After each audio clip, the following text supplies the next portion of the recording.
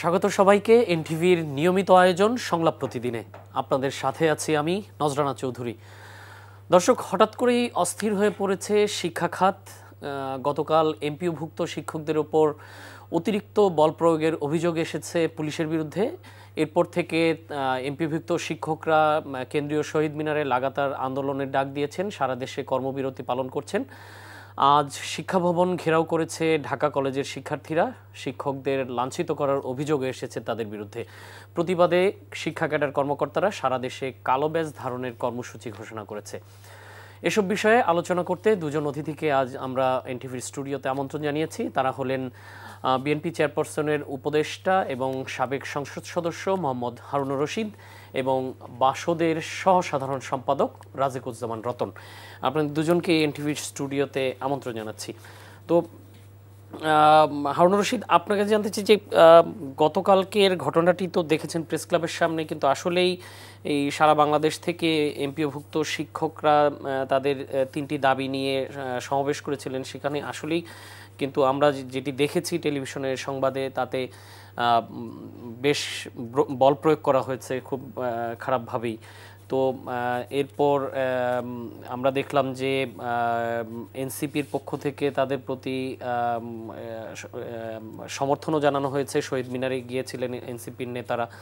তো হঠাৎ করে এইরকমভাবে শিক্ষকদের ওপর আক্রমণ করারটাকে আপনি কি মানে বিবেচনা প্রসূত মনে করেন? ধন্যবাদ আজকের এই আয়োজনে আমাকে আমন্ত্রণ জানানোর জন্য। আমাদের সহ আলোচক রতন ভাই, এনটিভির সারা দেশের বিদেশের দর্শক মণ্ডলী, শুভেচ্ছা রইল।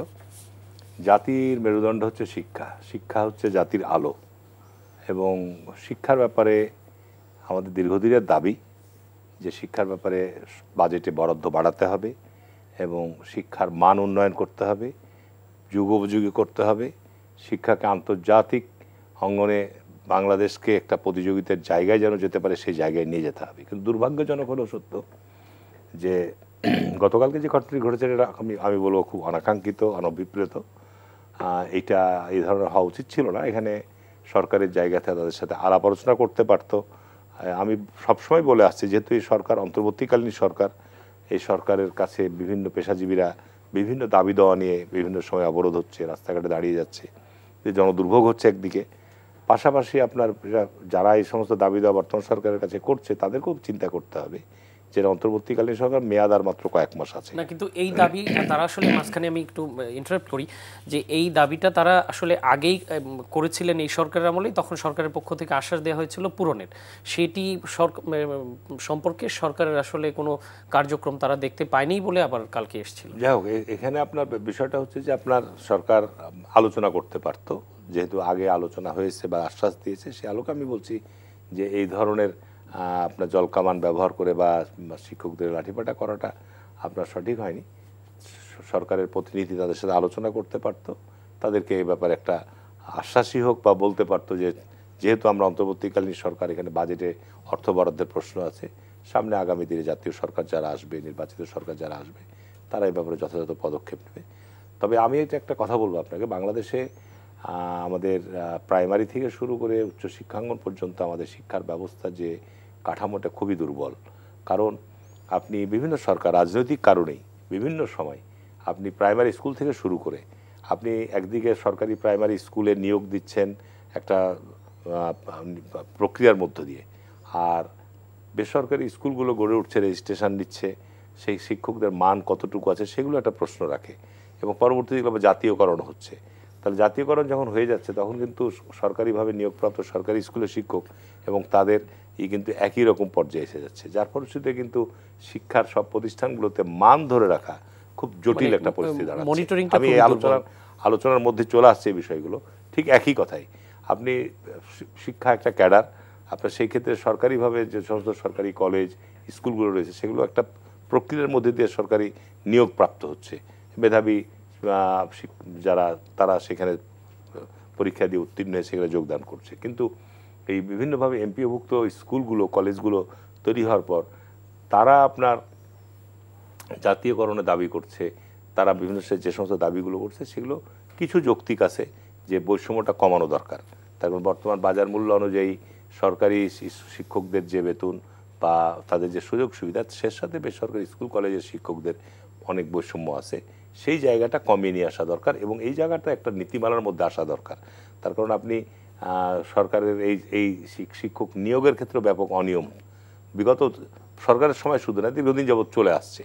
যে কারণে হচ্ছে কি আমাদের শিক্ষা ব্যবস্থার ক্ষেত্রে সত্যিকার অর্থে যে বড় দুর্বলতম দিক, আমরা ব্যাপক দুর্বলতম দিক। এখানে প্রায় 18 কোটি 19 কোটি মানুষের দেশ।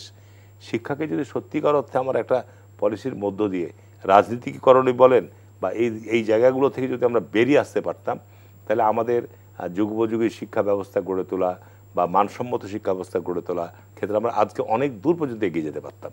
আজকে শিক্ষকদের কেন মাঠে নামতে হবে? আপনি বেসরকারি স্কুলের এমপিও দিচ্ছেন, এমপিও দেওয়ার সময় নীতিমালা করা দরকার ছিল। এখন ওই স্কুলে যারা কর্মরত আছে সবাইকে আপনি এমপিও দিচ্ছেন, সেগুলো যোগ্যতা মানদণ্ড বা যাচাই বাছাই করার আর কোনো প্রক্রিয়া নাই। এটা মানবিক কারণে হয়ে আসছে। সেই ক্ষেত্রে যে কারণে আমি বলবো যে স্কুলগুলোর কলেজগুলোর ক্ষেত্রে আমাদের দেশের শিক্ষা ব্যবস্থার ক্ষেত্রে ডে বাই ডে আমরা ভালো জায়গায় যা আছে দুর্বল দিকে যাচ্ছে, এটা একটা আলোচনা। আর দ্বিতীয়ত আমি মনে করি যে শিক্ষকদের যা হয়ে গেছে, আমাদের শিক্ষকদের বর্তমান যে বাজার অবস্থা তাতে শিক্ষকদের বেতন ভাতা সুযোগ সুবিধা বাড়ানোর সময়ের সাথে বাড়ানো দরকার এবং এটা আলাপ আলোচনার জায়গা রাখা দরকার। সুতরাং এইভাবে শিক্ষকদেরকে আপনার এই যে একটা অচলাবস্থা তৈরি হলে ক্ষতিটা হবে জাতির। বেসরকারি স্কুলের সংখ্যা শিক্ষকদের উপর বল প্রয়োগ করা হলে তারা যখন তার স্ব শিক্ষা প্রতিষ্ঠানে ফেরত যাবেন, তো স্টুডেন্টদের কাছে আসলে আর কিভাবে, তাই না? আপনার বেসরকারি স্কুল কলেজের সংখ্যাই তো বেশি এবং সেখানে হিউজ পরিমাণ আমাদের ছাত্রছাত্রীরা লেখাপড়া করছে। তো সেইখানে আপনার তাদের যে দাবি, সেই দাবিগুলো সরকার আলোচনা করে একটা যৌক্তিক জায়গায় নিয়ে যাওয়া দরকার।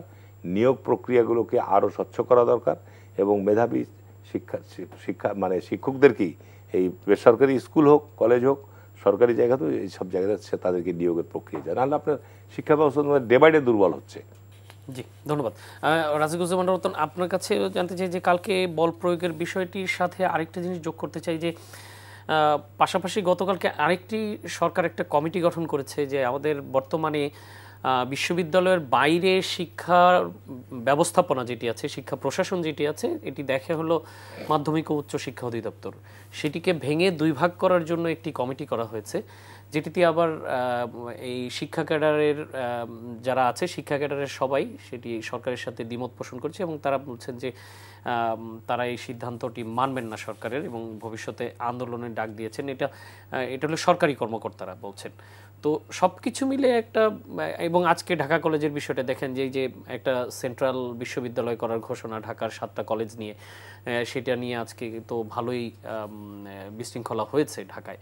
তো সব কিছু মিলিয়ে আমি বলছি মানে যেটি আসলে বলার উদ্দেশ্য যে একটা অস্থিরতা তৈরি হচ্ছে শিক্ষা খাতে। ধন্যবাদ।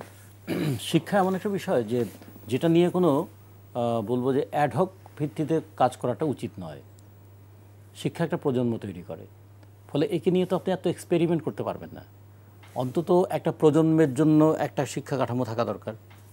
আমাদের যদি 5 বছর 2 বছর 3 বছর পর পর নানা ধরনের পরীক্ষা নিরীক্ষা শুরু হয়, সেটা পরীক্ষা পদ্ধতি নিয়ে, সেটা শিক্ষক নিয়োগ নিয়ে, সেটা বিশ্ববিদ্যালয় কলেজ এবং স্কুলগুলো পরিচালনা নিয়ে, তাহলে কি দাঁড়াবে?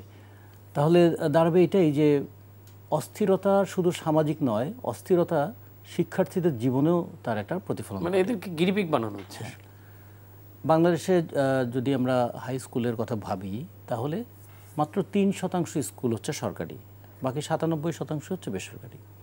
এই বেসরকারি শিক্ষা প্রতিষ্ঠানের শিক্ষক কর্মচারী কর্মকর্তারা তারা দেখুন কী ধরনের একটা বৈষম্যের মধ্যে পড়ে যায়।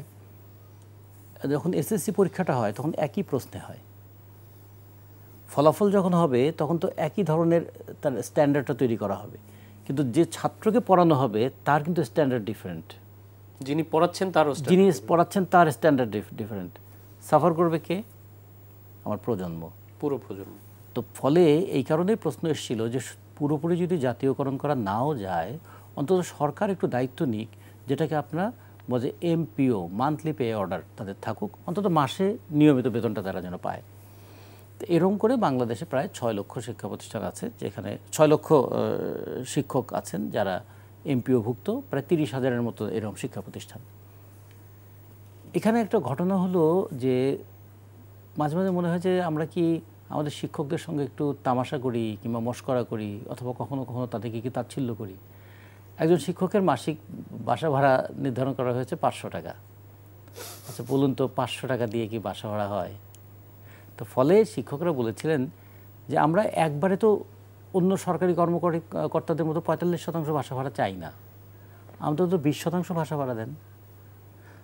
এবং সেটা যদি সরকার তাদের কথাটা শুনতো যে ঠিক আছে আমার কত পরিমাণ টাকা লাগবে, এই সময় সেই টাকাটা দেওয়ার সামর্থ্য আমাদের আছে কি না, এটা আমরা ধাপে ধাপে করতে পারি কি না, এটা কিন্তু আলোচনা তো হতে পারতো। প্রথমত উপেক্ষা করার একটা প্রবণতা আছে, তারপরে সবচেয়ে বড় বিষয় হলো তাড়িয়ে দাও, পিটিয়ে দূর করে দাও। এইটা ধরুন যারা ছাত্র আন্দোলন করে তারা এটা সহ্য করে, শ্রমিক আন্দোলন তারা ওটা সহ্য করে, কৃষক আন্দোলন তারাও এটা সহ্য করে, নাগরিক আন্দোলন তারাও এটা সহ্য করে। আমরা তেল গ্যাস নিয়ে আন্দোলন করেছি, আমরাও মারধর খেয়ে এটা সহ্য করেছি। কিন্তু যখন শিক্ষকের উপর আক্রমণ আসে তখন হয় কি, এটা একটা মনন জগতে ধাক্কা লাগে। আমাদের যে শিক্ষক ক্লাসে যার কাছে আমরা মনে করি যে যার কাছ থেকে আমরা দ্বিতীয় জীবন পাই, আমরা প্রত্যেকেই কোনো না কোনো শিক্ষকের কাছে তো ঋণী, তো তিনি রাস্তায় মার খাচ্ছেন। আচ্ছা এটা গেলো একটা দিক।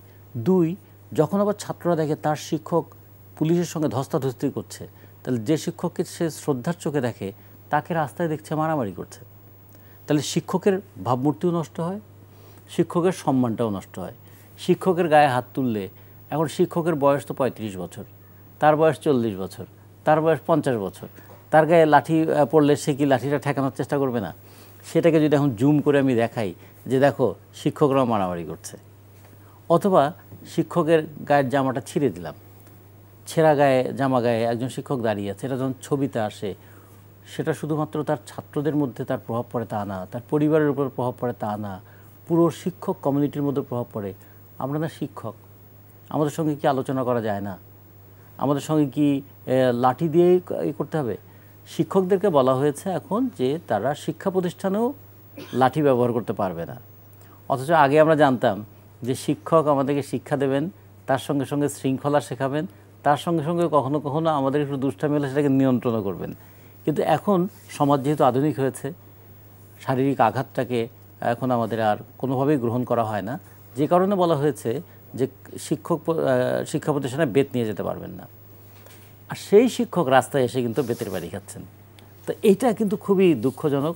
আমরা মনে করি সরকারের অবিলম্বে এই দায়িত্বটা নেওয়া উচিত যে শিক্ষকদের সঙ্গে বসে, প্রথমত প্রশ্নটা তো টাকার, আর টাকাটা একবারে সংস্থান করা না গেলে সেক্ষেত্রে কিভাবে করা যেতে পারে, এটা ধাপে ধাপে করা যেতে পারে কি না, শিক্ষকদের মতটা কি, সরকারের সামর্থ্যটা কি, এই দুটো নিয়ে একটা আলোচনা করলে শিক্ষকরা বুঝতেন, একটা ফোরকাস্ট তো করা যাবে। ঠিক আছে আমি এখন পারছি না, শিক্ষকরা বুঝতেন যে আমাদের বেদনাটা তিনি শুনেছেন এবং বেদনাটা উপশমের তিনি উদ্যোগ নিয়েছেন। শিক্ষকরাও তো এতখানি, অন্তত যারা শিক্ষকতা করেন তারা তো এতখানি অবিবেচক নন যে তারা বলবেন বুঝবেন না সরকারের এই লিমিটেশনটা। কিন্তু প্রথম যে কথাটা, সরকারের দায়িত্বশীল কেউ সেখানে গেলেন না। তো এই যে দায়িত্বশীল কেউ গেলেন না, এটা হচ্ছে প্রথমত উপেক্ষা। তারপরে পুলিশ কর্মকর্তারা তাদেরকে যেভাবে বললেন 5 মিনিটের মধ্যে জায়গা খালি করে দিন, এইভাবে কথা বলাটা কি একজন পুলিশ কর্মকর্তার ঠিক হয়েছে শিক্ষক নেতাদের সঙ্গে? তিনিও বলতে পারতেন স্যার এই রাস্তা তো ব্লক হয়ে গেল, এখন এটা কী করবেন? আপনাদের দাবির সঙ্গে আমরাও একমত, কিন্তু রাস্তাটা তো চালু রাখতে হবে। তাহলে চলেন না একটা বিকল্প ব্যবস্থা করে, আপনাদের আন্দোলনটাও থাকুক, আবার সড়কের চলাচলটা থাকুক। এই আলোচনাগুলো করার মতন ইয়েটা কি আমাদের নাই? কালচারটা কি আমাদের কোনো দিন হবে না? আমরা এর মধ্যে দিয়ে 3টা জিনিস খেয়াল করলাম। প্রথমত শিক্ষকদের এই দাবিটা সরকার বিবেচনায় নিল না। 2, পুলিশ এখনও আমাদের সঙ্গে গণতান্ত্রিক আচরণ করাই শিখল না। 3, যখন সাউন্ড গ্রেনেড কিংবা পানি জলকামান ছিটিয়ে ছত্রভঙ্গ করে দেওয়া হলো, মানুষের মধ্যে যে একটা ক্রোধ বলি, ক্ষোভ বলি, হতাশা বলি, দুঃখ বলি, এটা নিরসন হবে কিভাবে? যে রাস্তায় শিক্ষকরাও এখন মার খায়। তাহলে আমরা কেউ কোথাও কখনো আন্দোলন করে সরকারের কাছে আমাদের বেদনার কথা বলতে পারবো না। ফলে এটা তো জনগণের মধ্যে তার একটা প্রভাব পড়লো। এই 3টা জিনিসকে কিন্তু একটু বিবেচনা করা দরকার ছিল। তো না, কিন্তু এই শুধু এই বিষয় না, আমি আরও 2-3টা বিষয় বলেছিলাম, সব কিছু মিলিয়ে শিক্ষা খাতটা এরকম অস্থির হয়ে উঠছে। পরের যে দুটো বিষয় বলেছেন তার মধ্যে একটা হলো একটা সেন্ট্রাল ইউনিভার্সিটি করা। এটা নিয়ে তো দীর্ঘদিনের একটা আন্দোলন আছে। একবার 7 কলেজকে ঢাকা বিশ্ববিদ্যালয়ের সঙ্গে যুক্ত করা, এবং ঢাকা বিশ্ববিদ্যালয় যুক্ত করার পরে তার কি জটিলতা তৈরি হলো সেটা আবার করা, মানে এটাও ধরুন সব অ্যাডহক ভিত্তিতে। এবং এই 7টা কলেজ কিন্তু প্রত্যেকটা কলেজে কিন্তু শিক্ষার্থীর সংখ্যা 20,000-এর উপরে। ভাবুন যে প্রত্যেকটা কত বড় বড় কলেজ, এবং এই কলেজগুলো প্রত্যেকেই এক একটা কিন্তু বিশ্ববিদ্যালয়ে যে পরিমাণ ছাত্রছাত্রী থাকে সেই পরিমাণ ছাত্রছাত্রী ধারণ করার মতো প্রতিষ্ঠান। তো এই প্রতিষ্ঠানগুলো নিয়ে কি একটু ভালো করে ভাবা দরকার নয়? তারপরে যখন একটা সেন্ট্রাল ইউনিভার্সিটির কথা বলা হলো, তো সেন্ট্রাল ইউনিভার্সিটি যদি হয়, এটা কি জাতীয় ইউনিভার্সিটির মতো কোনো ইউনিভার্সিটি হবে? পরীক্ষা কেন্দ্র মতো হবে, নাকি এটা শিক্ষাদান, পাঠদান, সিলেবাস প্রণয়ন এগুলো থাকবে? সেগুলো একটা বিষয় যেমন আছে, তার পাশাপাশি এখানে যারা কর্মরত আছেন এই সরকারি মানে কলেজগুলোতে কিন্তু যারা চাকরি করেন তারা অনেকে বিসিএস করে আসেন। তাহলে বিসিএস করা, সবাই, হ্যাঁ, বিসিএস করা শিক্ষক যদি বিশ্ববিদ্যালয় হয়, বিশ্ববিদ্যালয় তো আবার বিসিএস করা শিক্ষকের কোনো জায়গা নেই। তাহলে এই শিক্ষকদের কি হবে? এখানে কি নতুন শিক্ষক নেওয়া হবে, নাকি এই শিক্ষকদেরকে তাহলে কোথায় রাখা হবে? তাহলে শিক্ষকদেরও একটা জীবনের অনিশ্চয়তা তৈরি হয়েছে না? মুখোমুখি করিয়ে দেওয়া হলো কার সঙ্গে কার? ছাত্রের সঙ্গে শিক্ষকের। আসলে হওয়ার কথা ছিল আমাদের সরকারি কর্তৃপক্ষের সঙ্গে শিক্ষার সঙ্গে যুক্ত ব্যক্তিবর্গ, যারা তারা শিক্ষার সঙ্গে যুক্ত ব্যক্তিবর্গ, তারা বসে একটা পরিকল্পনা করতেন। এই ঢাকা শহর হচ্ছে একদিক থেকে একটা তরুণদের শহর, ঢাকা শহর হচ্ছে একটা শিক্ষা প্রতিষ্ঠানের শহর। ঢাকা শহরে যে পরিমাণ শিক্ষা প্রতিষ্ঠান আছে, পৃথিবীর অনেক দেশ আছে সেই দেশে এত জনসংখ্যাও নাই। এখানে শিক্ষা প্রতিষ্ঠানে যে পরিমাণ ছাত্ররা থাকে, ফলে এটা বিবেচনা করতে হবে ছাত্রদের যে কোনো অসন্তোষ সেটা কিন্তু সমাজে তার নেতিবাচক প্রভাব কি কি পড়ে, এগুলো বিবেচনা করে আমার মনে হয় এই যে 7 কলেজ নিয়ে এটা দীর্ঘদিনের জটিলতা, এটাকে শুধুমাত্র অফিসিয়াল অর্ডারে সলিউশন করার পথটা ঠিক মনে করি নাই। আর শিক্ষক এবং ছাত্রদেরকে মুখোমুখি দাঁড় করিয়ে দেওয়াটা খুবই অন্যায় এবং অযৌক্তিক একটা বিষয় হয়েছে। এটা একটু দেখা দরকার আমাদের। তো আমরা অন্য একটা বিষয়ে যেতে চাই। আন্তর্জাতিক অপরাধ ট্রাইব্যুনাল সম্প্রতি বাংলাদেশ সেনাবাহিনীর 15 জন কর্মকর্তা বিরুদ্ধে গ্রেপ্তারি পরোয়ানা জারি করেছে। সেটি নিয়ে তো সেনাবাহিনী তাদের বক্তব্য ইতোমধ্যে গত 2 দিন আগে সংবাদ সম্মেলন করে স্পষ্ট করেছেন তারা। তো আজকে স্বরাষ্ট্র মন্ত্রণালয় থেকে একটি প্রজ্ঞাপন জারি করা হয়েছে, যেখানে ঢাকা সেনানিবাসে একটি ভবনকে সাময়িক কারাগার হিসেবে ঘোষণা করা হয়েছে, যেখানে আসলে ওই 15 জনকে রাখা হবে। তো কি মনে হয় যে হারুন রশিদ, আপনার কাছে জানতে চাই যে এটি কি বিচার কাজের কোনো বিঘ্ন ঘটাবে, না স্বাভাবিকভাবেই চলবে এই বিচার কাজ? না, এখানে আপনার আমাদের যুদ্ধাপরাধী ট্রাইব্যুনাল যেটা, না মানবতা বিরোধী অপরাধ ট্রাইব্যুনালে যে বিচারগুলো হচ্ছে বা যে অভিযোগগুলো দাখিল হচ্ছে, সেই ক্ষেত্রে আপনার যে ব্যক্তি হোক না কেন, সাবেক প্রধানমন্ত্রী, সাবেক মন্ত্রিপদের সদস্যরা, সংসদ সদস্যরা এবং যেই হোক, তাদেরকে সেখানে কিন্তু যারা বর্তমান মানে দেশে আছে তাদের কিন্তু আদালতে হাজিরা দিতে হচ্ছে, এবং কারাগারও যেটা জামিনযোগ্য না। তো এই ক্ষেত্রে আপনার সেনাবাহিনীর জায়গাটি জানি না, সেনাবাহিনী আমাদের স্বরাষ্ট্র মন্ত্রণালয় যে আপনার সার্কুলার জারি করেছে বললেন, এটা কতখানি আইনসম্মত এটা আইন বিশেষজ্ঞরা বলতে পারবে না। তবে চিফ প্রসিকিউটর তাজুল ইসলাম কিন্তু বলেছেন যে দেশের যে কোনো স্থানকে কারাগার বানানোর এখতিয়ার সরকারের আছে। সেটা আছে আপনার এর আগে তো উদাহরণও আছে, আমাদের সাবেক 2 প্রধানমন্ত্রীর আপনার সাবজেল ঘোষণা করা হয়েছে, সেটা আছে আপনার আইনে সুযোগ আছে সেটা। কিন্তু বিষয়টা হচ্ছে যে এটা খুবই স্পর্শকাতর। এইটা জনগণের মধ্যে পারসেপশন কিভাবে যাবে, আমার ব্যক্তিগত মন্তব্য। তার কারণ গত 15 বছর বাংলাদেশে যে ভয়ানক যে অপরাধ, বিশেষ করে র্যাব এবং ডিজিএফআই যে মানবতা বিরোধী অপরাধের সাথে তারা সম্পৃক্ত, যে কারণে আমেরিকা আপনার যুক্তরাষ্ট্র কিন্তু স্যাংশন পর্যন্ত দিয়েছে। তো এইখানে আপনার তারা তো এটা একেবারে প্রতিষ্ঠিত যে তারা আপনার এই গুমের সাথে অভিযোগ না, এদের বিরুদ্ধে অভিযোগ, কিন্তু এটা একেবারেই সত্য যে বিগত সময়ে যে আপনার কয়েক হাজার মানুষ বিচারবহির্ভূত হত্যাকাণ্ডের শিকার হয়েছে, তা আপনার কয়েকশো মানুষ আপনার গুমের শিকার হয়েছে, এটা তো সত্য। এবং এটা আপনার যে গুম কমিশন গঠন করা হয়েছে সেখানে অভিযোগগুলো দাখিল করা হয়েছে। আমাদের মধ্যে তো গত 14-15 মাস আমাদের ব্যাপক হতাশা ছিল, তার কারণ এই গুমের শিকার বা বিচার হত্যাকাণ্ডের শিকার হয়েছে সবচেয়ে আমাদের দলের নেতৃবৃন্দ, ছেলেরা, কর্মীরা সবচেয়ে বেশি। এবং আমাদের প্রত্যাশা ছিল যে আমরা এটা একটা বিচার শুরু হোক। তো বিচার শুরু হতে গেলে আপনার স্বাভাবিক কারণেই বাংলাদেশের এবং আন্তর্জাতিক যে মানবাধিকার সংস্থাগুলো ছিল তারা কিন্তু এই আপনার আয়নাঘরের চিত্র বলেন, আপনার গুমের তথ্য বলেন, এই বিচারপতি হত্যাকাণ্ডের তথ্য বলেন, এবং যে ভয়াবহ চিত্র সরকারের আওয়ামী লীগের ক্ষমতাসীন সময়েও কিন্তু এগুলো বিভিন্ন মানবাধিকার সংস্থার রিপোর্টে এসছে, যে ভয়াবহ চিত্র, যে তাদেরকে ধরে নিয়ে যাওয়া হয়েছে, তারপর তাদের অবস্থা কি হয়েছে, এই বিষয়গুলো বিস্তারিতভাবে এসছে। সুতরাং আমরা চাই যে আপনার এই অপরাধের সাথে যে প্রতিষ্ঠান, র্যাব একটা প্রতিষ্ঠান, ডিজিএফ একটা প্রতিষ্ঠান, শুধু এই প্রতিষ্ঠানগুলো কলুষিত হয়েছে। শুধু এইগুলোর সাথে যারা এই ভয়ানক অপরাধ, এটা বলবো চরম অপরাধ, আপনি একজন ব্যক্তিকে আটক করলেন, আটক করার পরে তাকে দীর্ঘদিন গুম রাখলেন, গুম করার পর তাকে আবার ক্রসফায়ার দিলেন, কাউকে কাউকে দীর্ঘদিন গুম করে রাখার পর তাকে ছেড়ে দিলেন, এগুলো আমরা জানি। তো আমরা এটা চাই যে এগুলো বিচার হোক, এটার বিচার হোক, এবং এইটার বিচার করতে গেলে এটার সাথে আরও অনেক ব্যক্তি জড়িত আছে, আরও অনেক ব্যক্তি জড়িত আছে, যেটা আমরা আপনার বিভিন্ন সংস্থার রিপোর্ট থেকে যে তথ্য পাওয়া যায় তাদের দেখা যাচ্ছে যে র্যাব এবং ডিজিএফআই এই কর্মকাণ্ডের সাথে সবচেয়ে বেশি জড়িত, এবং এই র্যাব এবং ডিজিএফআইয়ের সাথে সংশ্লিষ্ট হচ্ছে সেনা কর্মকর্তারাই অধিকাংশই। সুতরাং এইখানে আপনার 15 জনকে যে বর্তমানে তারা কর্মরত ছিল সেখানে একটা অস্থায়ী আপনার কারাগার ঘোষণা দিয়েছে, তাদেরকে সেখানে রাখার ব্যবস্থা করা হতে পারে, কিন্তু আমরা চাই এটা দ্রুত বিচার হোক।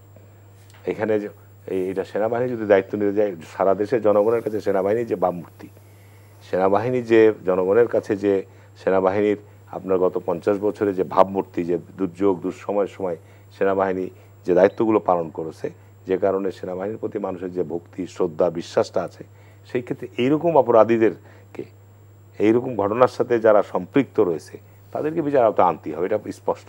আগামী দিনে নির্বাচন পড়ার পরে যে দলই ক্ষমতা আসুক না কেন, এটা যদি আপনি কন্টিনিউশন না রাখতে পারেন তাহলে আজকে আপনার জবাবদিহিতার আওতায় আসতে হবে। যে এতগুলো লোক, আমার এলাকায় আপনার অসংখ্য মানুষকে গুমের শিকার হতে হয়েছে, অসংখ্য মানুষ বিচারপতি হত্যাকাণ্ডের শিকার হয়েছে, আমরা তাদের পরিবারের কাছে গিয়ে কোনো জবাব দিতে পারি না, তারা বিচার পায়নি এখন পর্যন্ত, তাহলে বিচার হবে না? বিচার তো করতে হবে অবশ্যই। তাই আমি মনে করি যে এটা আপনার রাষ্ট্র নিশ্চয়ই বিভিন্ন দিক বিবেচনা করে, আপনার যেহেতু অতীতে আপনার এরকম উদাহরণ আছে যে আপনার সাবজেল করার বা যে কোনো স্থানকে কারাগার হিসাবে ঘোষণা দেওয়ার, সেক্ষেত্রে স্বরাষ্ট্র মন্ত্রণালয় যদি এটা আপনার ঘোষণা দিয়ে থাকে ভালো কথা, কিন্তু তাকে ট্রাইব্যুনালে হাজিরা দিতে আসতে হবে, ট্রাইব্যুনালে আসতে হবে, তাদের বক্তব্য সেখানে শুনতে হবে, এবং তারা এই অপরাধের সাথে জড়িত কিনা তথ্য প্রমাণের ভিত্তিতে, বা এর সাথে ইনভেস্টিগেশন এখন শুরু হবে। আপনার ইনভেস্টিগেশন শুরু হলে আরও কারা জড়িত আছে এর সাথে, তাদের কাছ থেকে তারাও তথ্য দিতে পারে। সুতরাং মনে রাখতে হবে যে আপনার অপরাধ যেই করুক না কেন, অপরাধ করে পার পাওয়া যাবে না, সে যে পর্যায়েরই ব্যক্তি হোক না কেন। এইটা একটা অন্যতম উদাহরণ। আমি মনে করি যে রাষ্ট্রের স্বার্থেই এই জঘন্যতম অপরাধের সাথে যারা সংশ্লিষ্ট, পুলিশ হোক, সেনাবাহিনীর সদস্য হোক বা অন্য কোনো সংস্থার সদস্যরা হোক, তাদের আপনার স্বচ্ছ বিচারের প্রক্রিয়ার মধ্যে আসতেই হবে। জি, ধন্যবাদ।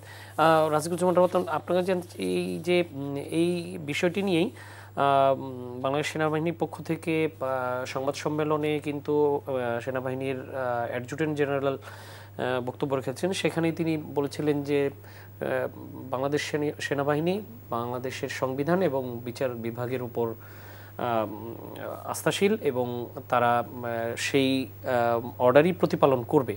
তো এখন যতদূর শোনা যাচ্ছে যে যারা অভিযুক্ত তাদেরকে ওই কারাগার থেকেই ট্রাইব্যুনালে নিয়ে আসা হবে সেনাবাহিনীর তত্ত্বাবধানে, তারপর ট্রায়াল শেষে আবার ফিরে নিয়ে যাওয়া হবে। তো সব কিছু মিলিয়ে কি এটি কোনো ব্যত্যয় দেখছেন যে সাধারণ বিচার বা এই বিচারের মধ্যে কোনো ধরনের ব্যত্যয় আছে কি না? খুব বেশি ব্যত্যয় হবে না। একটা বিষয় একটু কনফিউশন ছিল যে সেনাবাহিনীর এরকম সমস্ত মানে পদে যারা আছেন তাদেরকে ট্রাইব্যুনালে বিচারের ক্ষেত্রে কোনো সমস্যা হবে কি না। আমার মনে হয় সেই সমস্যাটা একটা ওভারকাম হয়েছে। অন্তত এই বিষয়টা বিবেচনায় এসেছে যে একটা প্রতিষ্ঠান, সেনাবাহিনী তো একটা প্রতিষ্ঠান, কিছু ব্যক্তির কারণে একটা প্রতিষ্ঠানের ভাবমূর্তি নষ্ট হয়। আবার সেনাবাহিনী কিন্তু বলেছে যাদের বিরুদ্ধে অভিযোগ আছে তারা বাংলাদেশ সেনাবাহিনীতে কর্মরত অবস্থায় কোনোভাবেই এগুলোর সাথে জড়িত ছিলেন না। ঠিক আছে, কিন্তু সেনাবাহিনীতে তিনি ছিলেন তো, তিনি ডেপুটেশন অন্য কোথাও ছিলেন, তাহলে তিনি কিন্তু যদি তার ডেপুটেশন শেষ হলে তিনি তো আবার সেনাবাহিনীতেই ফিরে আসতেন। ফলে এই আলোচনাটা এখানে খুব একটা গুরুত্বপূর্ণ নয়। গুরুত্বপূর্ণ হচ্ছে আমরা যে কতগুলো প্রতিষ্ঠান দাঁড় করিয়েছিলাম, নিপীড়নের যে কতগুলো জায়গা তৈরি হয়েছিল, এই জায়গা থেকে মানুষ যেন একটু মুক্ত বাতাসে নিঃশ্বাস নিতে পারে যে আমি সরকারের সমালোচনা করার ফলে আমি হঠাৎ করে গুম হয়ে যাব না, এবং গুমের সঙ্গে এমন ব্যক্তিরা যুক্ত থাকবেন না যাদেরকে ধরা যায় না, ছোঁয়া যায় না, যাদের কথা বলা যায় না, এইরকম যেন কেউ না হয়। একটা জিনিস, রাজনীতি করতে গেলে এটা সবাই আমরা মানি, এটা হারুন ভাই তো তার জীবনে এই অভিজ্ঞতার সম্মুখীন হয়েছেন বারবার, আমরাও হয়েছি অল্প বিস্তর, যে রাজনীতি করতে গেলে ক্ষমতাসীনদের দ্বারা নিপীড়নের মুখোমুখি আমাদের হতেই হয়। সেটা কখনো রাস্তায় হতে হয়, কখনো পুলিশি হতে হয়, কখনো মামলায় হতে হয়, কখনো বাড়িঘরে রাতে ঘুমানো যায় না, এবং সবচেয়ে বড় যে জিনিসটা হয়, একাডেমিক লাইফে তার প্রভাব পড়ে, যারা প্রফেশনে থাকেন প্রফেশনাল লাইফে তার প্রভাব পড়ে, এমনকি ফ্যামিলি লাইফটা পর্যন্ত পর্যস্ত হয়ে যায়। এগুলো জেনেও কিন্তু মানুষ রাজনীতিতে থাকে।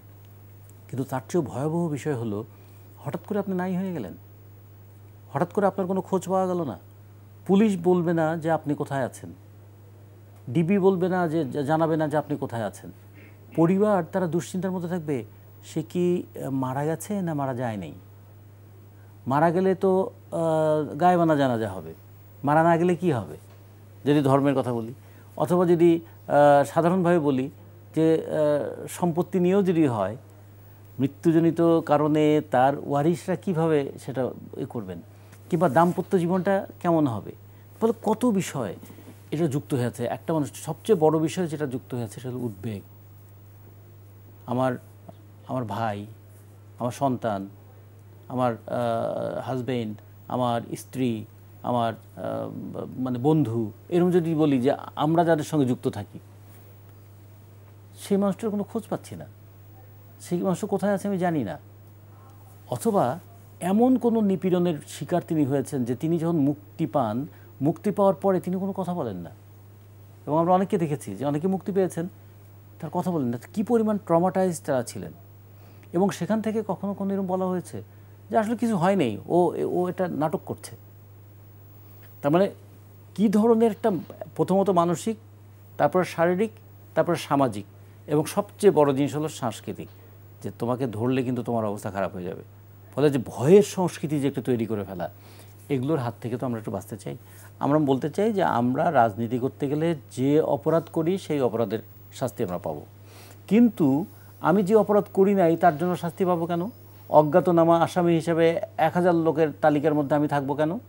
এটা গেল একটা দিক পুলিশের। দ্বিতীয়ত দিকটা হচ্ছে এই যে আয়নাঘর, এই যে গুম, এই যে টর্চার সেল, এগুলো হবে কেন? যদি রাজনৈতিক বিতর্ক থাকে, বিতর্ক নিয়ে সমাধান করবো না? তো এই যে নিপীড়নের প্রতিষ্ঠান দাঁড় করিয়ে ফেলা, নিপীড়ন করতে গিয়ে একটা বাহিনীর কিছু সদস্যকে কখনো কোনো স্যাডিস্ট মানসিকতা তৈরি করে ফেলা, যে অত্যাচার করে, শুধু খেয়াল করবেন, এখন সাইকোলজি যারা পড়ে, সাইকিয়াট্রি যারা পড়ে, তারা জানে যে অত্যাচার করে সে শুধু যার উপর অত্যাচার করে তারই ক্ষতি করে তা না, যে অত্যাচার করে সেও কিন্তু নিজের বড় একটা মানসিক ক্ষতি করে ফেলে। এবং অনেকেই এর একটা স্যাডিস্ট মানসিকতা হয়ে যায়, যে ইচ্ছে হলে কাউকে চর মেরে দিতে পারি, আমার পকেটে পিস্তল থাকলে আমি গুলি করে দিতে পারি। খেয়াল রাখতে হবে, কখনো কখনো এরকম কথা বলা হতো যে অত্যাচার বিচার এই দুটোর মধ্যে রিলেশন কী হবে? আপনি আমাকে অত্যাচার করলেন, আমি তারপর বিচার চাইতে গেলাম, বিচার আমি করলাম 20 বছর ধরে, কিন্তু অত্যাচারের এই গ্লানি আমি কিন্তু 20টা বছর ধরে বহন করছি। আপনি আমাকে চর মেরেছেন, তার জন্য একটা বিচার হয়ে হয়তো আপনার একটা শাস্তি হলো, কিন্তু এটা 20টা বছর যে গ্লানি বহন করলাম, এটার দায় কে নেবে? কখনো কখনো বলেন না যে একটা মানুষকে হত্যা করতে হয়তো 1 মিনিটও লাগে না, কিন্তু একটা বিচার পেতে সারাটা জীবন হয়তো তাকে ছুটতে হয়। এই কারণে যার হাতে অস্ত্র থাকে, যার হাতে লাইসেন্স করা অস্ত্র থাকে, যার পিছনে পোশাক থাকে, যার পিছনে রাষ্ট্র থাকে, তার তো সবচেয়ে বেশি নিয়ন্ত্রণ থাকা উচিত। কারণ সে যদি একবার অনিয়ন্ত্রিত হয়ে যায়, তো তার মতো ভয়ঙ্কর আর কেউ হতে পারবে না। যদি কেউ কোনো দুর্বিনীত কেউ মনে করে সে যা করুক না কেন তার পিছনে একটা রাষ্ট্রের সমর্থন আছে, তাহলে তার চেয়ে ভয়ঙ্কর দুর্বৃত্ত তার কেউ হতে পারে না। তা আমরা এই জন্য মনে করি এবার যে অভিযোগগুলো এসছে এই অভিযোগগুলোর একটা বিচার হোক।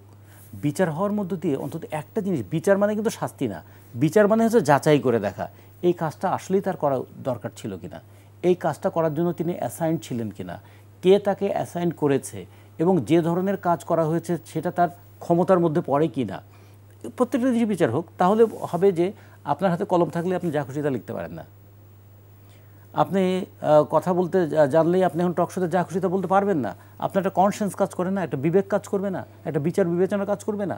সেটা তো সাধারণ মানুষের ক্ষেত্রে করে, তাহলে যারা রাষ্ট্রের বিভিন্ন পজিশনে থাকবেন তারা সেটা করবেন না কেন? এই বিষয়টা একটু আলোচনা হওয়া উচিত। ফলে আমরা মনে করি এই বিচার প্রক্রিয়াটা সেটা যেন স্বচ্ছ হয়, বিচার প্রক্রিয়ার মধ্যে দিয়ে সত্যিকার অর্থেই যেন বিচার হয়, যে এই ধরনের দুর্বৃত্তপনা যেন আর না চলে। জি, ধন্যবাদ।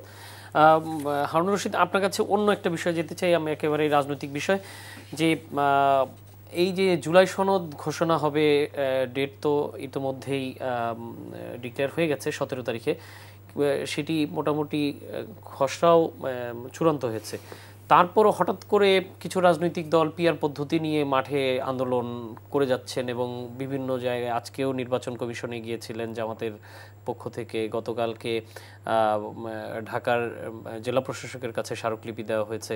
তো এটি নিয়ে আজকে বিএনপি মহাসচিব মির্জা ফখরুল ইসলাম আলমগীর বলেছেন যে এই পুরো যে আন্দোলন প্রক্রিয়া এটিকে উদ্বেগজনক বলেছেন। কেন উদ্বেগজনক? না, এখানে দেখেন আমরা একটা ক্রাইসিসের মধ্যে আছি, গোটা রাষ্ট্র একটা সংকটময় সময় আমরা অতিক্রম করছি। এবং গত গত বছরের জুলাই আগস্টের মধ্যে দিয়ে যে পরিবর্তনটা এসছে, বর্তমান অন্তর্বর্তীকালীন সরকার দায়িত্ব পালন করছে এবং আমরা সমর্থন দিয়েছি। আগামী ফেব্রুয়ারির পূর্বে জাতীয় নির্বাচনের একটা রোডম্যাপও মোটামুটি ঘোষণা করা হয়েছে। তার পূর্বে আপনার জুলাই সনদ বা বিভিন্ন যে কমিশনগুলো গঠন করে সেগুলোর রিপোর্টও তারা প্রস্তুত করেছে। জুলাই সনদ নিয়ে কিন্তু এখন মোটামুটিভাবে সমস্ত রাজনৈতিক দলগুলো কিন্তু ঐক্যমত পোষণ করেছে। সুতরাং আমি মনে করি যে এর বাইরে মাঠে গিয়ে অন্য কোনো ইস্যু নিয়ে মিছিল মিটিং আন্দোলন করা এটা যুক্তিসঙ্গত না, এটা অযৌক্তিক এবং অহেতুক। এই সমস্ত কারণে জনদুর্ভোগ বাড়বে এবং এতে যারা করছে তারা জনগণের কাছে প্রশ্নবিদ্ধ হবে।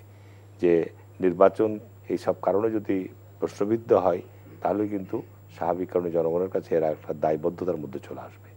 আপনি আগামী 17 তারিখ যে আপনার অন্তর্বর্তীকালীন সরকারের প্রধান আপনার যে জুলাই সনদের ঘোষণাপত্র দাখিল করবেন, আপনি যেভাবেই যান না কেন, আপনি নির্বাচন করবেন, গণভোট করবেন, যেটাই করেন না কেন, এগুলো আগামী নির্বাচনে যারা জাতীয় সংসদে মেজরিটি পাবে বা যারা থাকবে সবাইকে নিয়েই কিন্তু আপনার এই জুলাই সনদ বলেন, নির্বাচন বলেন, সবগুলোই কিন্তু আপনার সংসদে অনুমোদন লাগবে, পাস করতে হবে।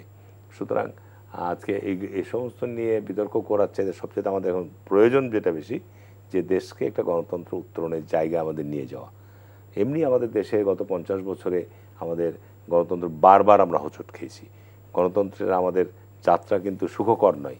আমরা এখানে গণতন্ত্রের ভিত্তিকে আমরা দৃঢ় করতে পারিনি। গণতন্ত্রের ভিত্তি দৃঢ় না হওয়ার ফলে আমাদের বাংলাদেশের সাংবিধানিক প্রতিষ্ঠানগুলো দৃঢ় ভিত্তির উপর দাঁড় করাতে পারেনি। তো যে কারণে আপনার এখন সবচাইতে যেটা জরুরি প্রয়োজন, যে যত দ্রুত সম্ভব দেশকে গণতন্ত্রের দিকে নিয়ে যায়। এখন অনেক ধরনের ডিবেট করছে যে আপনার এই গণভোট আর জাতীয় নির্বাচন একই দিনে হবে কিনা, আগে পরে হবে কিনা, এই বিষয়গুলো কিন্তু অনেক আলোচনা হচ্ছে। এখন আপনি যেটাই করতে যান না কেন, জুলাই সনদের ভিত্তিতে নির্বাচন তো নির্বাচনই হবে। আর রাজনৈতিক দলগুলো এটা রাজনৈতিক দলিল। এইভাবে তো আপনার গত 50 বছরে বাংলাদেশে কোনো রাজনৈতিক দলিল তৈরি হয়নি এত দীর্ঘ আলোচনা নিয়ে। তারপরে তো এটা বাস্তব যে আপনার একটা বৃহৎ অংশ এই আলোচনার টেবিলের বাইরে আছে। যারা বিগত সময়ে কর্তৃত্ববাদী শাসন কায়েম করেছিল, বিনা ভোটের আপনার সরকার গঠন করেছিল, মানুষের উপর যে জুলুম নিপীড়ন করেছিল, তারা অনুপস্থিত আছে। সুতরাং সামনের দিনে একটা বড় চ্যালেঞ্জ আছে। এর মধ্যে আমরা যারা গত জুলাই আগস্টে তারা অনুপস্থিত আছে সেটা নয়, ঠিক আছে যে তারা তো অনুপস্থিত আছে, তারা পালিয়ে গেছে, কিন্তু তাদের সমর্থকদের বিষয়টা কিন্তু আসলে ইম্পর্টেন্ট। সমর্থক আর পালিয়ে যাওয়া যাই হোক, আপনার এখানে আমরা যারা গত জুলাই আগস্টে যারা আপনার দীর্ঘদিন যাবত আন্দোলন করে আমরা একটা জায়গায় নিয়ে আসলাম, এখন আমাদের মধ্যে বিভক্তি, এটা জনগণ ভালো চোখে দেখছে না। তার কারণ আপনাকে এখন প্রয়োজন কি? রাষ্ট্র একটা স্থবির অবস্থায় আছে, বিভিন্ন পেশাজীবীদের দাবি দেওয়া, সেগুলো আমরা নিষ্পত্তি করতে পারছি না। আমাদের আপনার কর্মসংস্থানের বিরাট সংকট। আজকে ব্যাংকের ইন্টারেস্ট রেট 15-16-17% চলে গেছে। আজকে বিনিয়োগ নাই, তো বিনিয়োগ না থাকলে কর্মসংস্থান হবে না। অর্থাৎ সব কিছুতেই কিন্তু একটা স্থবিরতা বিরাজ করছে, যে কারণে আমি মনে করি যে আপনার এই বিশ্বাসটুকু যদি আমরা অতীতের কথা বাদ দিই, আমরা বলবো যে আমরা অতীতে তো আমাদের মধ্যে অবিশ্বাসের কারণেই আজকে এই পরিস্থিতি তৈরি হয়েছে, রাজনৈতিক দলসমূহের মধ্যে বিশ্বাসের ঘাটতি আছে। কিন্তু এখন আমরা যারা বিগত 15 বছর আন্দোলন করেছি একটা দাবিতেই, যে শেখ হাসিনার পতন চাই এবং একটা অবাধ সুষ্ঠু নিরপেক্ষ নির্বাচন চাই, এটা তো আমাদের অভিন্ন দাবি ছিল। তো সেই জায়গায় আমরা আসার পর এখন নতুন ইস্যু নিয়ে পিআর পদ্ধতি নিয়ে বাংলাদেশের 90-95 মানুষ কিছু বুঝে? সাধারণ মানুষরা আপনি গণভোটও যদি করতে যান, যে 84টা দফায় আমরা ঐক্যমত পোষণ করেছি, আপনি হ্যানা ভোট করবেন, 84টা দফা ছাপিয়ে দিবেন। আপনি 84টা দফা সম্পর্কে সাধারণ ভোটাররা ওয়াকিবহাল? কয় % মানুষের সম্পর্কে ওয়াকিবহাল? আমরা যারা রাজনৈতিক নেতৃত্ব দিচ্ছি, তারা রাষ্ট্রকে একটা ভালো কাঠামোর দিকে নিয়ে যাওয়ার জন্যে আমরা ঐক্যমত পোষণ করছি, এই জায়গাগুলো এইভাবে করা দরকার। তো সেই জায়গাটাতে যদি আমাদের নিজেদের মধ্যেই বিভিন্ন অনৈক্য তৈরি হয়, এটা আমি মনে করি না মোটেও ভালো দিক। সুতরাং আজকে আপনি এই গণভোটের বিষয় নিয়ে বিতর্ক ছিল, বিএনপি চাচ্ছিল না, আমি খোলাখুলি বলছি। এখন বিএনপি তো গণভোট ব্যাপারে ঐক্যমত হয়েছে। তো আপনি নির্বাচনের দিন গণভোট করেন আর আগে করেন, পার্থক্যটা কি? নির্বাচনের দিন গণভোট করলে, আমার ব্যক্তিগত অভিমত, নির্বাচনের দিন গণভোট হলে আপনার পার্সেন্টেজ কাস্টিং রেটটা ভালো একই রকম হবে, একই রকম হবে।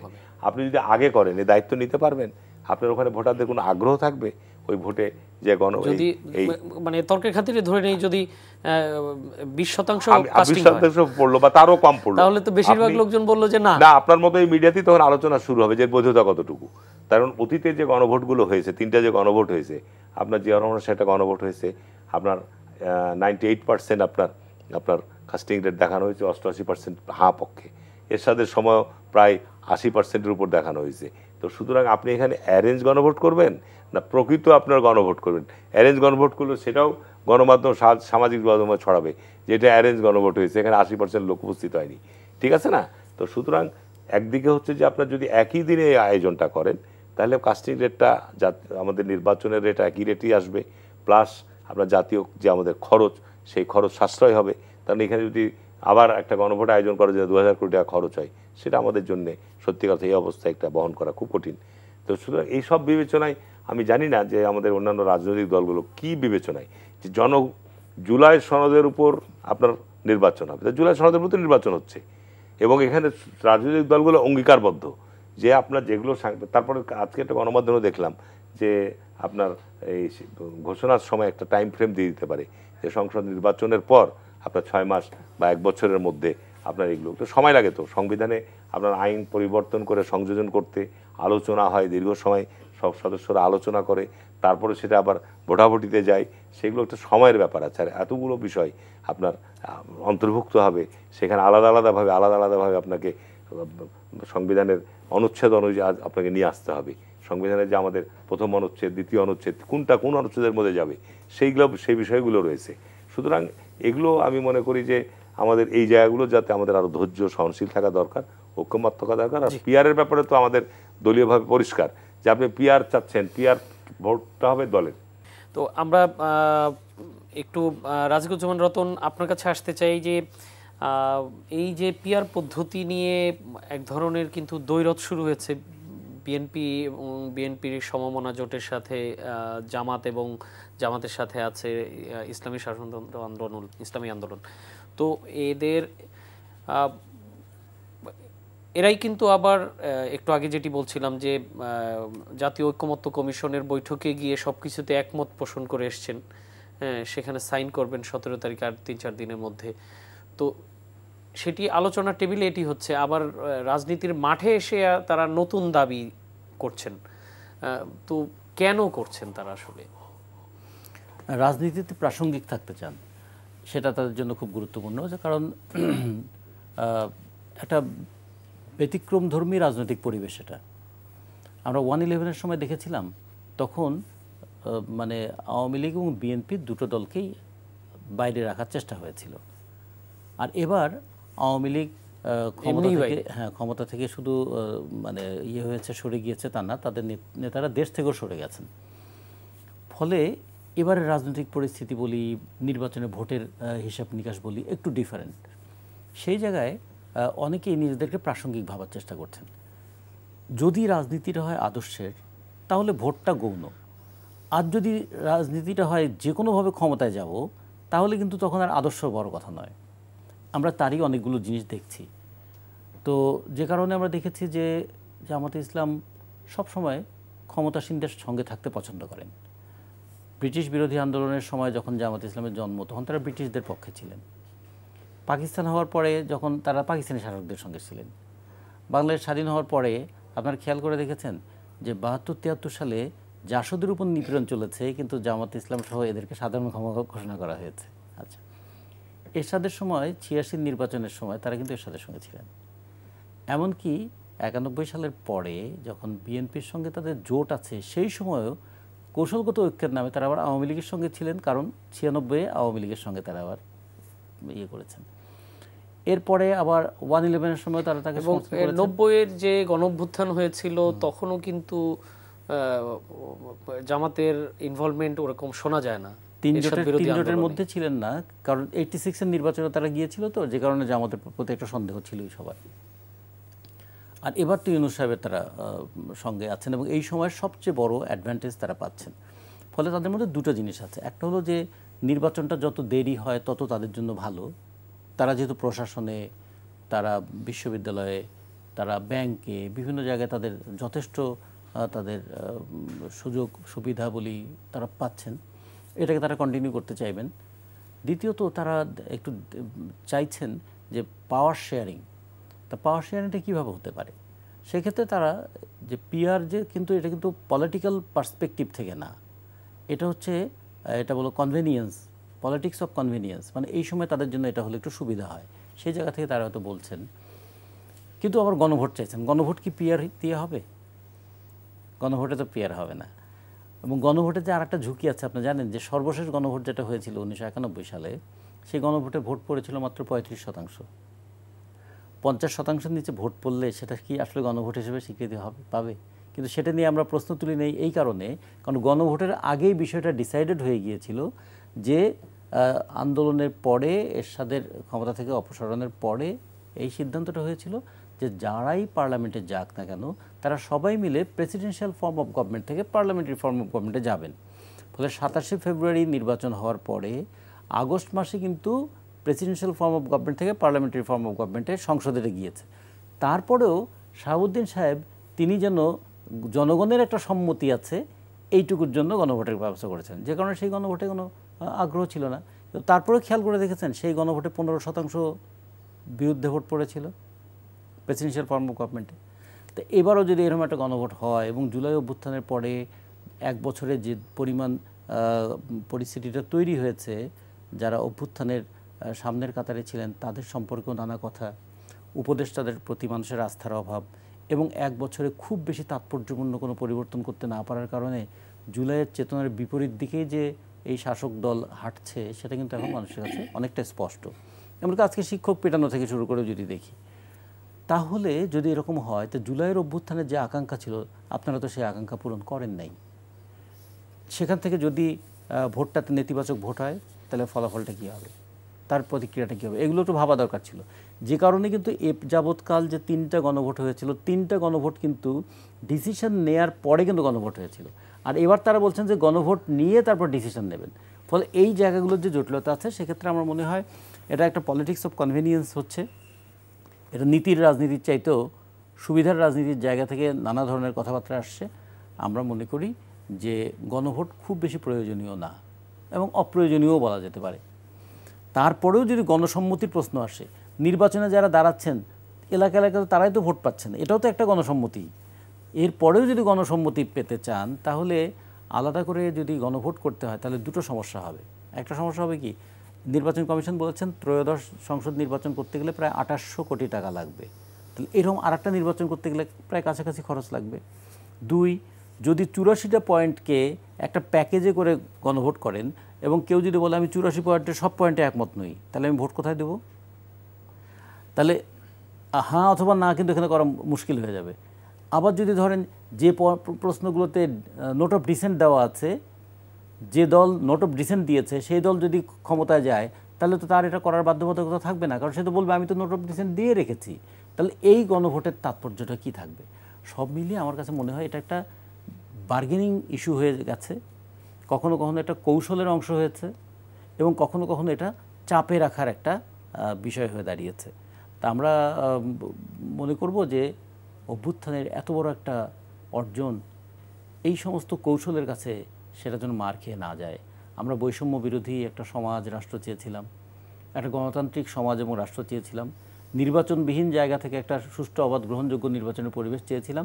সেই জিনিসগুলো বাধাগ্রস্ত করার নানা ধরনের কৌশল যেন না করা হয়। জি, ধন্যবাদ। হারুন রশিদ, আপনাকে জানতে চাই, আজকে আমি একটু আগেই উল্লেখ করেছিলাম যে জামাত ইসলামীর পক্ষ থেকে নির্বাচন কমিশনে আজকে যাওয়া হয়েছিল। সেখানে গিয়ে তারা বলেছেন যে গণভোট ও জাতীয় নির্বাচন একসাথে করা যাবে না এবং পিআর পদ্ধতিতে সংসদ নির্বাচনের জন্য কমিশনকে প্রস্তুত থাকতে বলেছেন বা প্রস্তুতি নিতে বলেছেন। তো আবার বিএনপি মহাসচিব কিন্তু আজকেই আবার অন্য একটি অনুষ্ঠানে উল্টো কথা বলেছেন যে বিদ্যমান ব্যবস্থায় নির্বাচন হবে। তো এরকম আপনারা মুখোমুখি দাঁড়িয়ে যাচ্ছেন। একটা বিষয় দেখেন যে বর্তমান অন্তর্বর্তী সরকার কিন্তু বর্তমান সংবিধানের আলোকে শপথ নিয়েছে, মানে সংবিধান সাসপেন্ড না। সুতরাং সংবিধানে কিন্তু গণভোটের প্রভিশন নাই, এক। দুই নম্বর হচ্ছে সংবিধানে অন্তর্বর্তীকালীন সরকারেরও প্রভিশন নাই। এগুলো সাংবিধানিক প্রশ্ন। আমি রতন ভাইয়ের সাথে একমত যে এইটা নিয়ে বিএনপি কিন্তু দীর্ঘ সময় আলোচনা ডিবেটও করেছে যে গণভোটের প্রয়োজন কি। আমরা যে বিষয়গুলোতে ঐক্যমত পোষণ করছি, যে বিষয়গুলো সরকার সার্কুলার জারি করেই এখনই ইমপ্লিমেন্টেশনে চলে যেতে পারে, আর যেগুলো সাংবিধানিক প্রশ্ন আছে সেগুলো আগামী দিনে যারা সংসদে থাকবে মেজরিটি নিয়ে তারা তাদের দায়িত্ব বর্তাবে, তারা ওই জিনিসগুলো আপনার সংবিধানে অন্তর্ভুক্ত করবে, ঠিক করবে।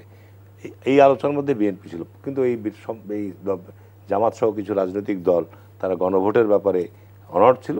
তখন বিএনপি বলেছে ঠিক আছে, তাহলে গণভোট আমরা সম্মতি দিলাম, একই দিনে করেন। এখন জামাত ইসলাম ওই যে বললাম যে মাঠ গরম করার জন্যে, এইখানে গণভোট তো অনুষ্ঠিত হবেই, সেটা আমরা 14 তারিখে ক্লিয়ার বুঝতে পারবো, এবং গণভোটের বিষয়গুলো কি কি বিষয় অন্তর্ভুক্ত থাকবে সেগুলো আমরা অবহিত হতে পারবো। আর পিআরের ব্যাপারে তো বিএনপি নোট অফ ডিসেন্ট দিয়ে রাখছে, এবং আমরা জানি যে সেটি তাও যদি দ্বিকক্ষ বিশিষ্ট হয় সেটি উচ্চ কক্ষের ব্যাপারে নোট অফ ডিসেন্ট দিয়েছেন বলা আছে।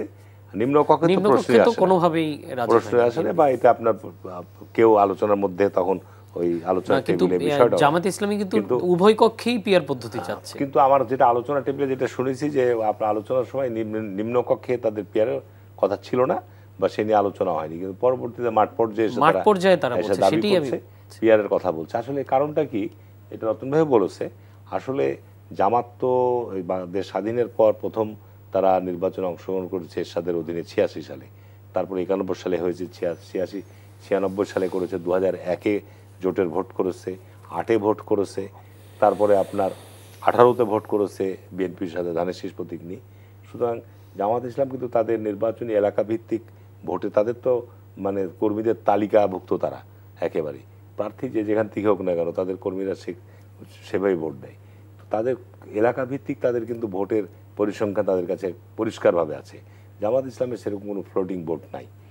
তো যে কারণে তারা জানছে যে যদি নির্বাচন হয়, যেহেতু জোট নাই, তো নির্বাচন না হলে জামাতের যেটা ভোট সেটা জামাত ক্যারি করবে, তো সেই ক্ষেত্রে জামাত কটা সিট পেতে পারে।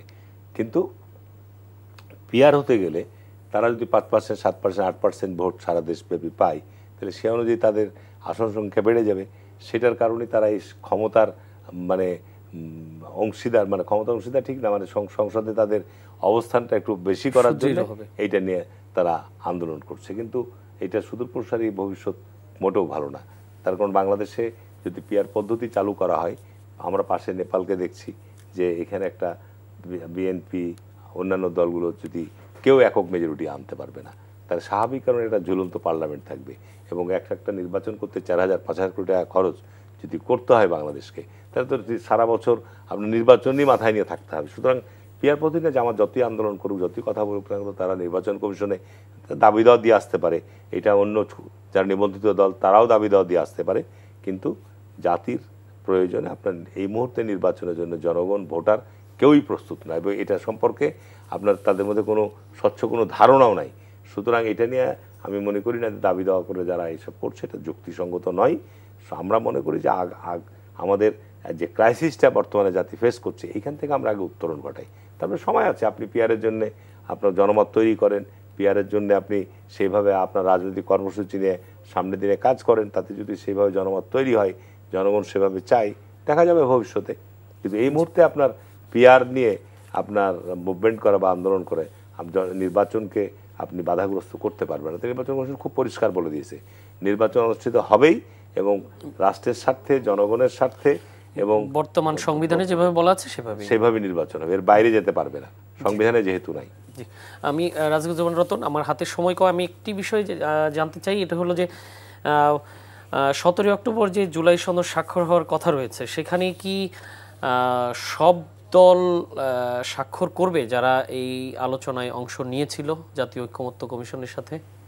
এটা নিয়ে কিছুটা দ্বিমত আছে, কিছুটা কনফিউশনও আছে, সংশয় এবং দ্বিমত দুটোই আছে। যে প্রশ্নগুলোতে দ্বিমত আছে সেই প্রশ্নগুলোতে কিভাবে স্বাক্ষর করবেন এটা একটা দিক, আর সংশয় আছে যা বলা হয়েছে, যা আলোচনা হয়েছে তার বাইরেও নতুন কোনো বিষয় এখানে আবার যুক্ত হলো কিনা। ইতিমধ্যে কিন্তু আমরা নতুন একটা বিষয়কে যুক্ত করতে দেখেছি, ফলে সেই কারণে তারা হয়তো দেখতে চাইবেন সবাই যে আমরা যা যা আলোচনা করেছি 84টা বিষয় শেষ পর্যন্ত আমরা তো আলোচনায় নিয়ে এসেছিলাম, তার মধ্যে সংবিধান সংক্রান্ত বিষয় ছিল 19টা, আরও অন্যান্য যে বিষয়গুলো ছিল এর মধ্যে কোনো কোনো বিষয় ছিল যেগুলো আসলেই গুরুত্বপূর্ণ, কোনো কোনো বিষয় ছিল এগুলো নির্বাহী আদেশে হোক কিংবা অফিসে অর্ডারে ওগুলো করে ফেলা সম্ভব, শুধু সংখ্যা না বাড়িয়ে সুনির্দিষ্ট করা উচিত। এগুলো নিয়ে হয়তো একটা আলোচনা হবে। আমার মনে হয় যে পুরো জিনিসটা হাতে না পাওয়ার পরে রাজনৈতিক দলগুলো হয়তো পরিষ্কার করে কিছু বলবেন না। সময় তো নেই, আজকে 13 তারিখ, তার মানে দিতে হবে অন্তত 15 তারিখে তাদেরকে হাতে। তারা হাতে দিলে তারাও তো আবার একটু যাচাই করে দেখবেন না, প্রত্যেকে তো এটা শুধু ব্যক্তিগতভাবে এটা বিষয় না, তো যে দলের পক্ষ থেকে যিনি ওখানে গিয়েছেন তার তো তার দলের কাছে একটা জবাবদিহি আছে, অথবা যে ডিবেটগুলো ওখানে হয়েছে সেই ডিবেটগুলো কীভাবে নিষ্পত্তি হলো সেটা একটু আলোচনা করার বিষয় আছে। ফলে আমার মনে হয় যে এটা হাতে পেলে তখন বোঝা যাবে যে কি হবে, কিন্তু পরিস্থিতিটা চেষ্টা করতে হবে যে আমরা যেটা বলেছিলাম নামটা হয়েছিল ঐকমত্য কমিশন, তার মানে যতগুলো দ্বিমত ছিল দ্বিমতগুলোকে বারবার যদি টেবিলে নিয়ে আসেন তাহলে কিন্তু আর ঐকমত্য হবে না। তাহলে বলা হয়েছিল যে বিষয়গুলোতে ঐকমত্য হয়েছে সেগুলোকে এক জায়গায় নিয়ে আসেন, যে বিষয়গুলো চূড়ান্ত দ্বিমত কোনোভাবেই একমত হওয়া যাবে না সেটাকে একদিকে নিয়ে আসেন, আর যে বিষয়গুলো এইরকম আছে যে নোট অফ ডিসেন্ট দিয়েও হয়তো মেনে নেওয়া যায় সেগুলোকে একটা জায়গায় নিয়ে আসেন। এটা করা হয়েছে কিনা এটা আমরা ঠিক জানি না, এটা যদি করা হয় তাহলে তো সেই অনুযায়ী ভাবা হতে পারে। যে বিষয়ে একমত হয়েছি সেই বিষয়ে ঐকমত্য কমিশন বলবে 84টার মধ্যে আমরা 13টা বিষয়ে একমত হয়েছি, এই 13টা বিষয়ে রাজনৈতিক দলের ঐকমত হয়েছে, এখন জনগণের সম্মতি দরকার, ফলে সেই ক্ষেত্রে তখন একটা গণভোটে যেতেও পারে। আপনাদের দল কি স্বাক্ষর করবে? নির্ভর করে যে প্রশ্নগুলো বললাম সেগুলোতে, যদি মৌলিক যে বিতর্কটা সেই বিতর্কটাকে যদি ফয়সলা করতে হয় তাহলে আমাদের তো সেখানে মৌলিক অবস্থান একটা রাখতেই হবে আমাদের। জি, আপনি যখন বলছেন আপনি বাংলাদেশ, তখন বাংলাদেশটাকে বিবেচনা না রেখে তার অন্য কোনো আলোচনা করা যাবে না। জি, হারুনুর রশিদ, আপনার কাছে জানতে চাই একেবারে খুবই সংক্ষিপ্ত সময় যে সব দল কি এতে স্বাক্ষর করবে, আপনি কি আশা করছেন? আচ্ছা, অনুমান করে আসলে কোনো মন্তব্য করা সম্ভব না, তবে একটা জিনিস আমাদের সবাইকে ভাবতে হবে যে সবার আগে বাংলাদেশ, সবার আগে বাংলাদেশ। সেই ক্ষেত্রে আমরা ঐকমত্য কমিশন যেসব বিষয়ে ঐকমত হয়েছে এবং অন্তর্বর্তীকালীন সরকার এর বাইরে কোনো কিছু চিন্তাভাবনা করে নিশ্চয়ই রাজনৈতিক দলগুলোর সাথে, প্রধান রাজনৈতিক দলগুলোর সাথে হয়তো আলোচনা করছে। সেক্ষেত্রে যদি প্রধান রাজনৈতিক দলগুলো কোনো পরিবর্তনের ক্ষেত্রে তারা অ্যাগ্রি করে তাহলে আপনার এটা, কিন্তু চাপিয়ে দিয়ে যদি করতে চায় ঐকমত্য কমিশন কোনো বিষয় যদি আপনার চাপিয়ে দিয়ে যায় সেটা টেকসই হবে না এবং সেটার আপনার দায় দায়িত্ব কিন্তু তখন রাজনৈতিক দলগুলোর উপর থাকবে না। যে কারণে আমরা আশাবাদী যে আমাদের দেশকে সামনের দিকে গণতন্ত্রের পথে নিয়ে যাওয়ার জন্য আমাদের যে ঐকমত্য হয়েছে সেই অনুযায়ী আমাদেরকে এগিয়ে যাওয়া এখন সবচেয়ে বড় দায়িত্ব বলে আমি মনে করি। জি, ধন্যবাদ। আমরা আজকের মতো এখানেই শেষ করব। দর্শক, এই ছিল আমাদের আজকের সংলাপ প্রতিদিনের আয়োজন। সবাই ভালো থাকবেন, সুস্থ থাকবেন, এই আশাবাদ ব্যক্ত করে আজকের মতো বিদায় নিচ্ছি।